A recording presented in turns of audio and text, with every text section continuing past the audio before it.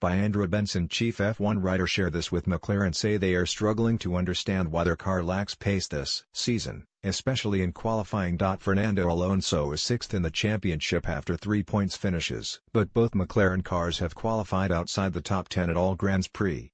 We need to understand why we are slow in qualifying, why we are better in the race and why we are behind the other Renault teams, racing director Eric Bouyer said. McLaren had expectations of battling for podium finishes and even wins this season following their switch to Renault engines from Honda, having claimed last season that they had one of the best chassis but were being held back by their engine. But Alonso's best qualifying position so far was 11th at the opening Grand Prix in Australia, and he was 13th on the grid in both Bahrain and China.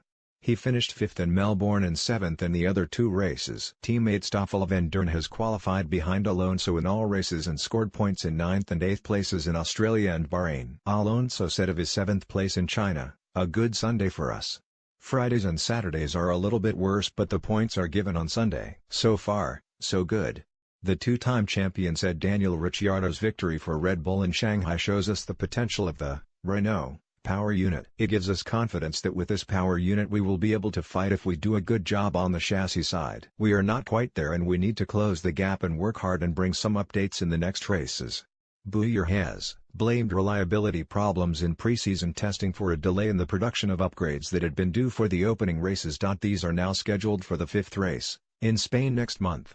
Bouyer said, "From that point we will see performance-wise where we are." But he also said at the Chinese Grand Prix that McLaren might have set their performance targets too low during the design process of this year's car. The car has matched all the targets, so maybe that means the targets were not the right ones and we need to revise in terms of ambitions what we need to achieve.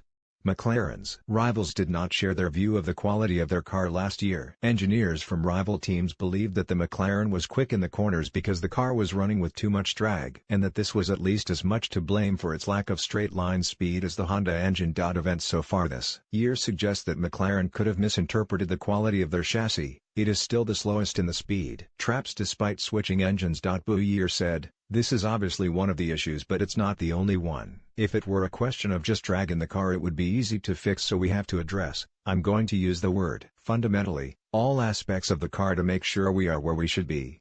The amount of aerodynamic downforce a car has is one of the key determining factors in its performance. But, for a complex series of reasons, more downforce does not necessarily mean better lap time. One of these reasons is that downforce creates drag, which slows the car on the straights. So all teams are trying to find the optimum balance between downforce and drag, which means they seek to create downforce in the most efficient way possible. If the car has too much drag, a team cannot simply reduce it, because that also reduces downforce. They have to find a way to create the same, or more, downforce while also producing less drag. McLaren's performance suggests their car's downforce is not created in as efficient a manner as that of teams with faster cars. If the team's Spain upgrade package does not deliver a significant improvement, fixing that could take months because of the lead time involved in researching and making new aerodynamic parts.